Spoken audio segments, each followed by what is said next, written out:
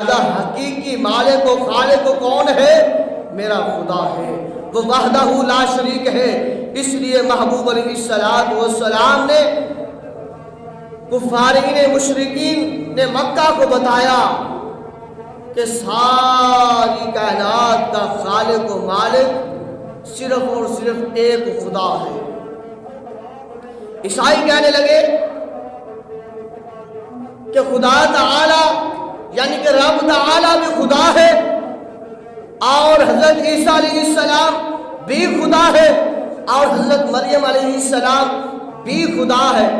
اللہ اکبر، یہ انہوں نے تین کہا تو میرے خدا نے اس کی بھی نفی فرمائی۔ اللہ نے قرآن پاک میں اپنے محبوب علیہ السلام سے فرمایا، اے میرا محبوب آپ انہیں فرما دیجئے وَإِلَٰهُكُمْ إِلَٰهٌ وَاحِدٌ لا الہ الا هو الرحمن الرحیم، کہ تمہارا معبود ایک ہے، اس کے سوا کوئی معبود نہیں مگر وہی بڑی رحمت والا اور مہربان ہے۔ خدا تعالیٰ کتنے ہیں؟ ایک ہے۔ خدا تعالیٰ کتنے ہیں؟ سب کہتے ہیں ایک ہے۔ خدا تعالیٰ ایک ہے۔